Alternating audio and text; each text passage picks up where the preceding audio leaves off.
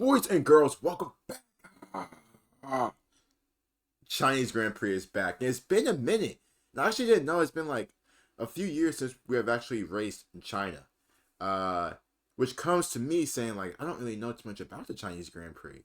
Because probably why when we first started that point, it wasn't really going on. But guess what we are finna do today? We are finna check out which is what happened to F1 in China. Shout out to the perspective. All credit goes to him big time. Looking forward to it, man. Very, very much am looking forward to it. Any news going on in the F1 world? Not that I know of.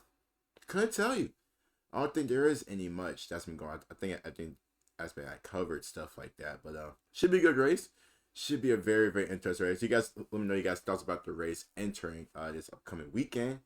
Without further ado, that's the intro. That's the intro. Something simple, something light.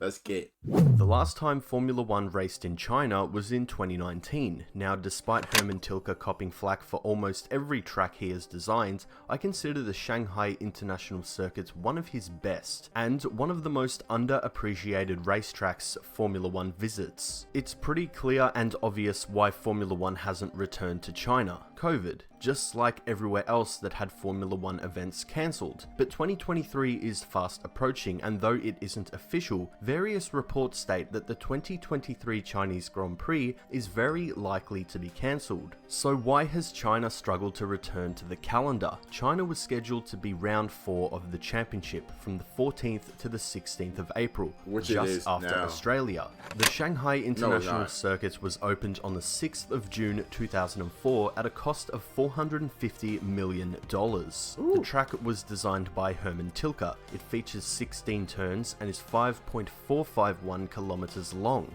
The track also features 16 turns. That's not. Actually, let me just hush.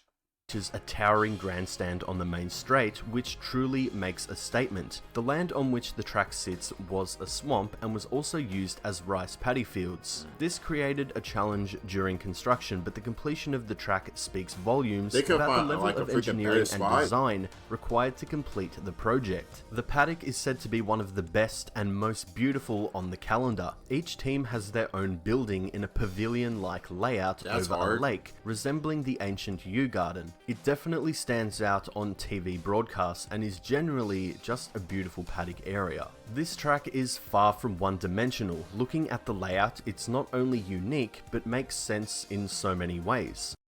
First of all, I'm liking Sector 3 from 13 to 14. That's if oh Jesus, if you can get somebody DRS going down that road, that's easily you can get some like overtake stuff like that.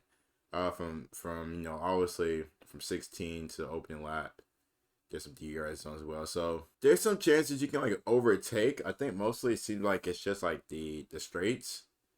It is some like curves you could probably do. If you manage to maneuver the car and get some good like braking before stuff like that. But the track looks interesting. Like turn 3 looks kind of crazy.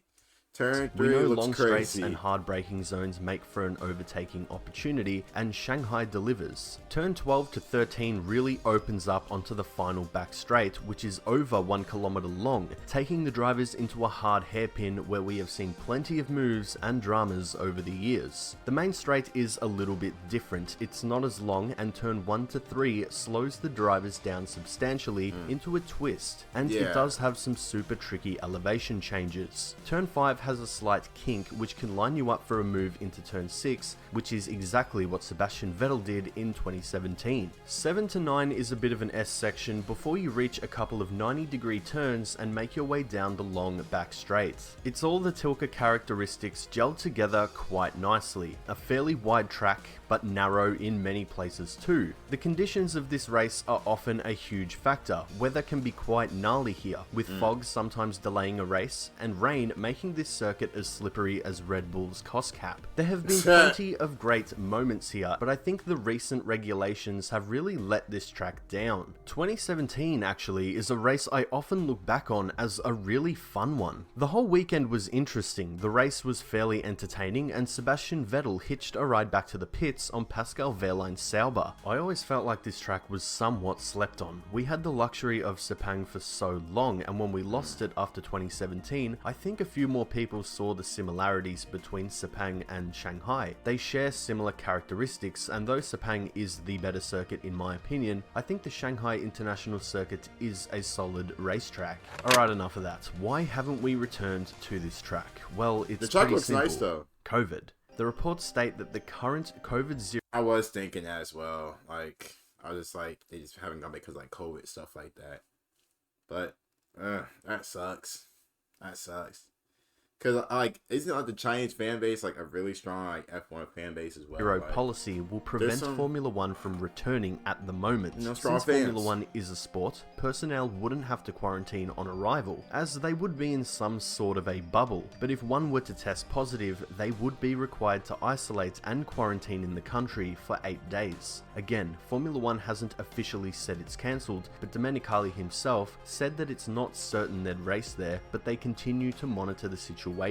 It is kind of similar to the situation in Australia. The event was cancelled in 2021, even when it was moved to a later date in November, because Victoria had a mandatory 2-week quarantine on arrival. Some have also talked about the Chinese Grand Prix being moved to a later date in the year, but that might be a bit difficult considering the calendar is so long and condensed. We now have a Chinese driver in Formula One, Zhou Guanyu. It's obviously a shame we won't see him race at his home Grand Prix just yet, when the fans are usually so passionate at this event and show up every year. Depending on the situation, the Chinese Grand Prix could return to the calendar in 2024, and the reports state that there is no plan in place at the moment to replace it with a track somewhere else for 2023. The calendar will be just one race shorter. Now, this racetrack might not be for everyone, but I found it to be solid and pretty decent. I'd be interested to see the current gen cars around this track, since drivers are finding it easier to follow and battle. I think 2022 was proof of that. Now, making the field closer is a totally different story, but I definitely think these regulations have succeeded in making it easier to follow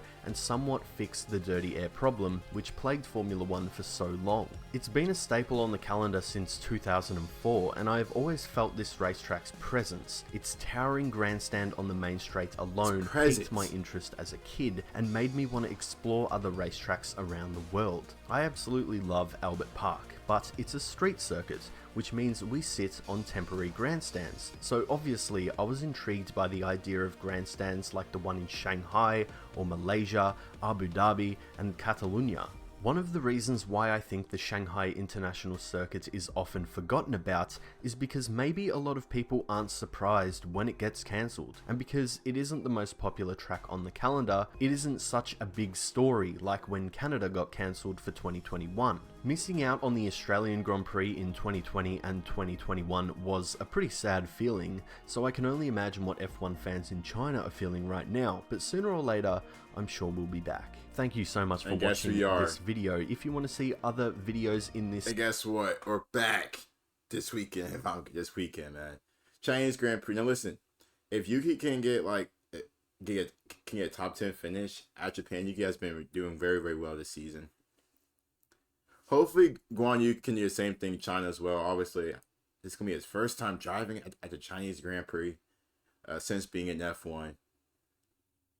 I need it. I need that. I need that top 10 finish from Guan Yu. I need it. I think F1 will love that, especially the fans, Chinese F1 fans. I think that'd be absolutely great. I need that, man. I need that top 10. I think it wasn't Japan, but I think it was the Australian Grand Prix. I think Guan Yu finished like 10th or 11th. I think Guan Yu has had like chance to finish top 10 if I'm correct, but you guys can correct me if I'm wrong, because I probably am. But anyway, hope you guys did enjoy the video. Again, shout out to the perspective. Don't forget to like and sub. See you guys then. Peace.